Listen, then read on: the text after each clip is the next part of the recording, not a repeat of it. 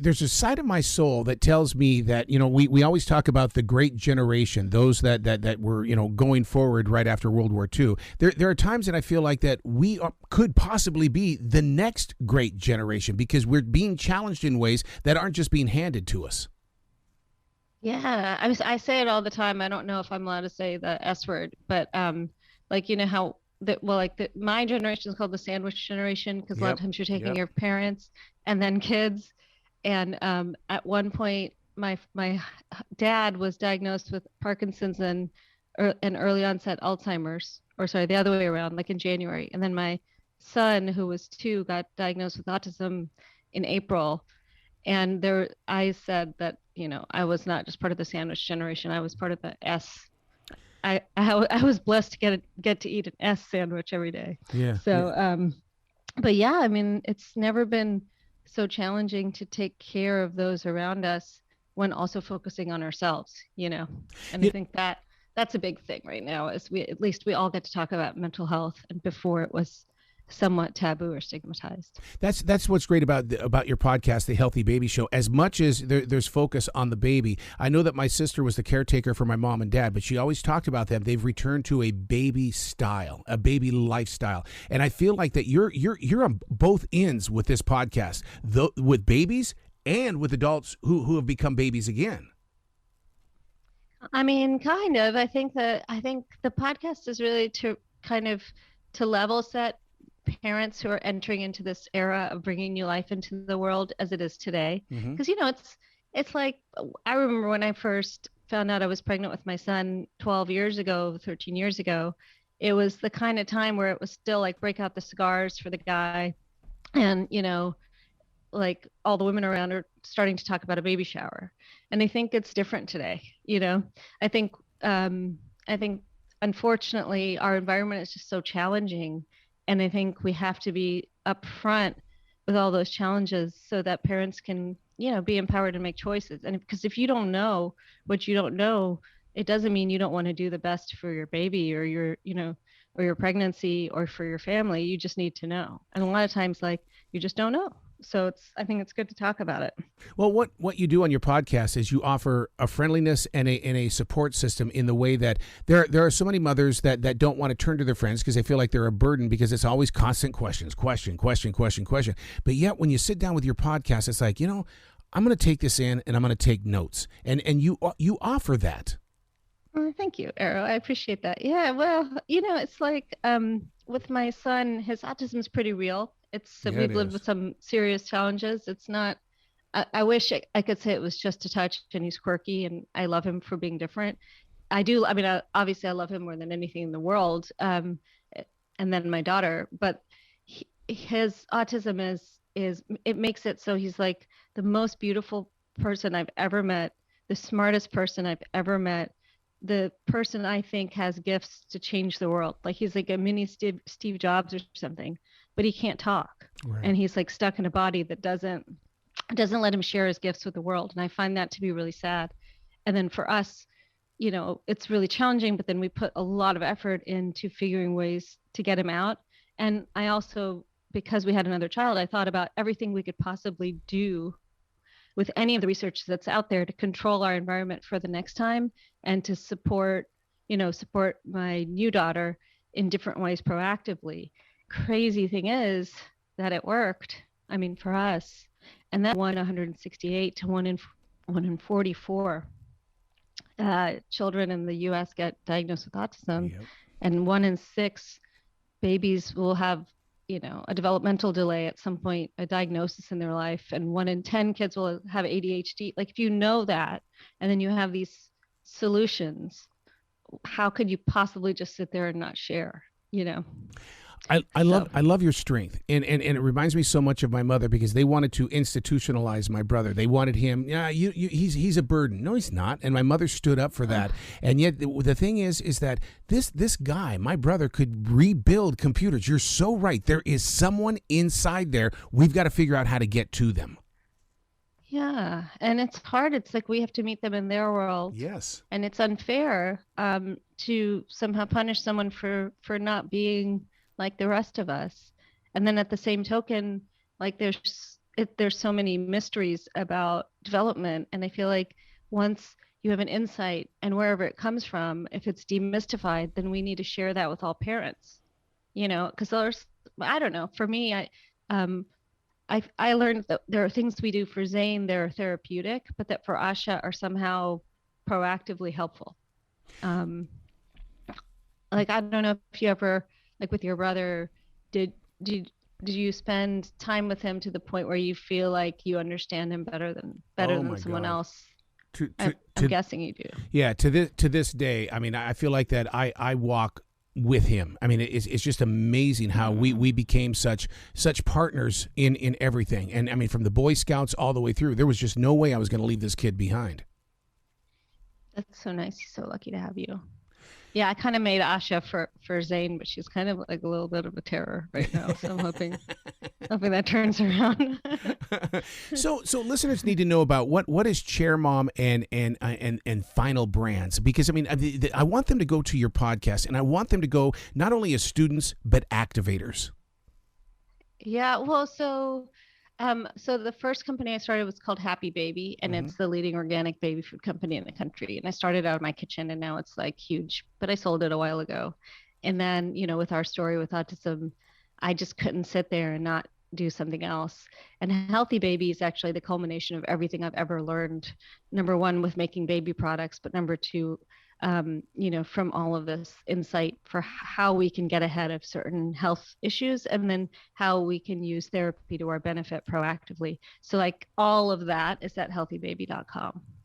And yeah, I mean, the idea is kind of like to be that baby care products company that gives you everything you need in one box, but like but you're also getting all this information that ideally is sort of like a guidebook through the first 3 years. Because, I don't really care about selling diapers. I care about the time of babies in diapers. And so it's special. It's a special new project, let's just say. I was horrified by today's headlines. I mean, there it was on CNN and Fox and all that kind of stuff about how there's a shortage of baby formula. And yet you with what you do, teach people that you can reach beyond that.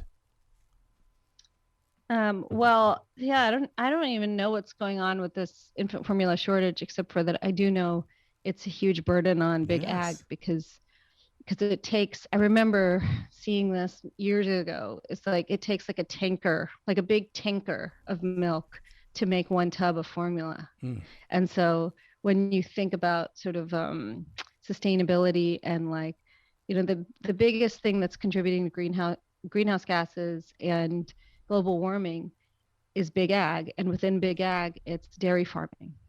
And so infant formula takes a lot of dairy to make. So I'm guessing there's something there. But yeah, I mean, breastfeeding, if you can do it, is a really special thing. It's like your body's way of giving your baby exactly what they need, but it's also not easy and not always possible. And we need alternatives. So like, I've invested in a company, and this is totally nuts, but they are trying to make human milk without the breast. Oh wow! And there's going to be new technologies and ways that we can harness the information about how our baby's nutritional needs can be met by with other things than sort of cow's milk. Because I do think personally that cow's milk's for baby cows. So. With you Not that I didn't use it as formula for my daughter when I needed to. It's just it's not the perfect solution. To come up with a podcast on the Healthy Baby Show, which is on iHeartRadio, I mean, so many people who try to get into podcasting go, I don't know what I'm going to talk about, but yet you cover subjects that are so real and so relatable, such as fertile challenges and stuff like that, because people don't want to just step out there and say we're having problems as a couple. They don't want to talk about that, but yet you're saying, hey, look, let's create a conversation. Yeah, I think that's kind of what you're saying before. It's like the podcast is really about having a place to go to get all the information you want in a straightforward way, so that you're not that person who has to take 2 nights to basically like Google your own dissertation together to get a sense of what something is. It's research, science. It's I love the editors because they do such a good job putting it all together in like less than 30 minutes. And every topic is something like if you're about to begin a fertility journey, that's a really good episode to listen to because it tells you every step of the way, everything you need to know and why it's going to be challenging, but also why ultimately, it's a matter of when, not if.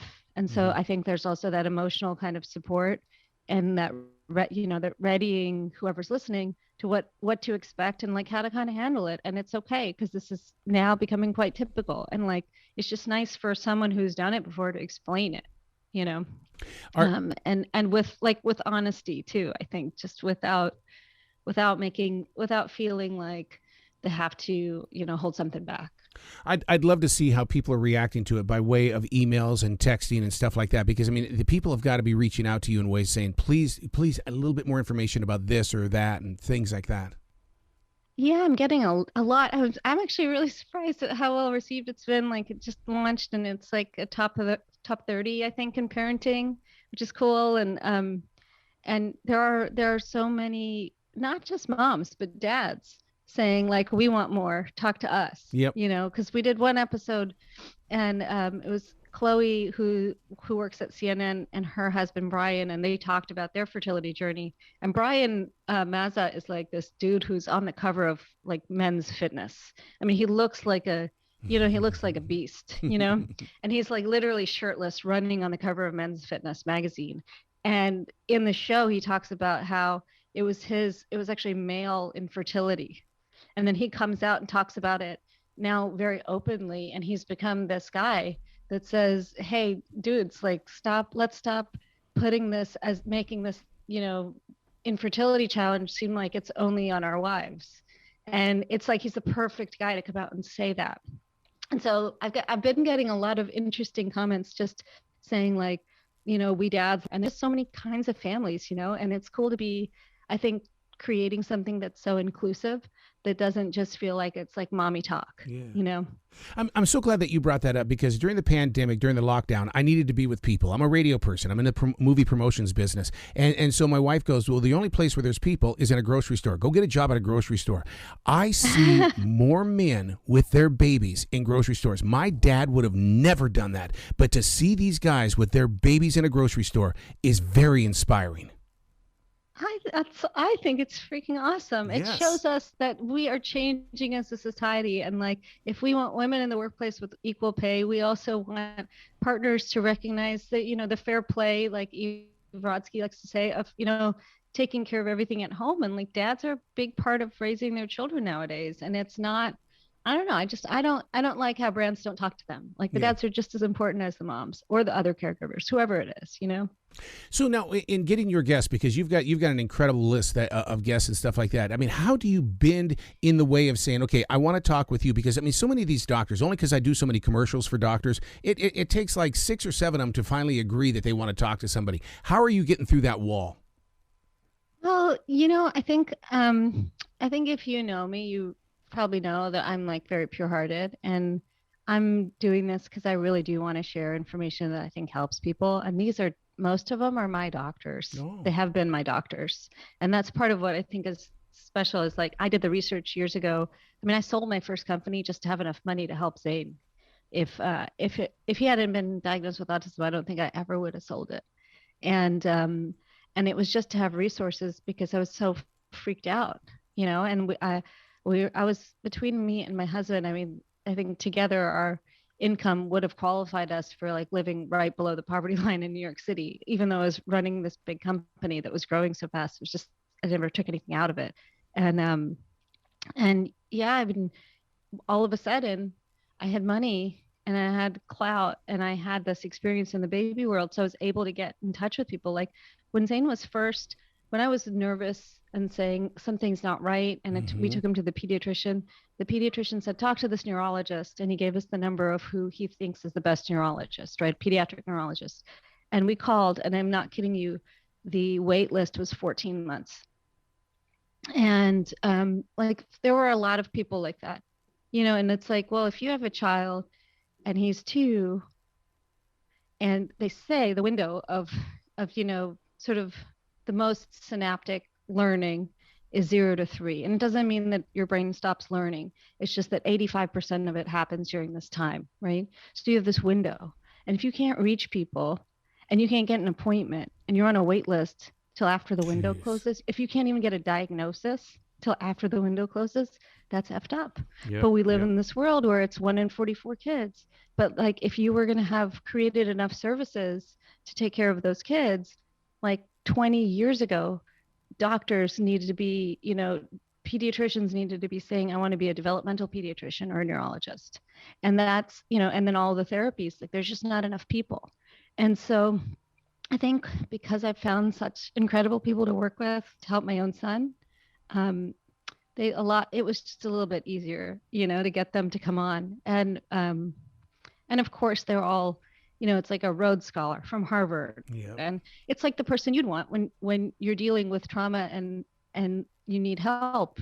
You find the smartest, best people in the world. And then I just realized, like, it's not fair that other people don't get them. You know what I mean? I do. Like when I grew up in this motel room in Alabama. And thank God something like that didn't happen to my parents for me or my brother, because there's no way these two immigrants who could barely speak English were going to get that level of support for their kids. And I just don't think that's okay. And so, we've been through it and I want to share. And I think that's why they all said yes. Oh my God. So. Your words will wrap around the world. And I will be shocked if somebody does not give you a TV show. You need to have a TV show. You need to be in midday time period. And I mean, because what you're doing, you're changing people's lives with a podcast, and it needs to be on TV. Well, that's so nice. I mean, I'm not I'm kind of shy, but I would take a hit for the team. Yeah. You know what I mean? I love it. You've got to come back to the show anytime in the future. This platform is your platform. Please spread the word. Being here, I love hearing your voice. I wish you and your family all the best. You bet. And yeah, thank you again. You be brilliant today, okay? Be brilliant. We'll try. You be brilliant too, sir. You bet.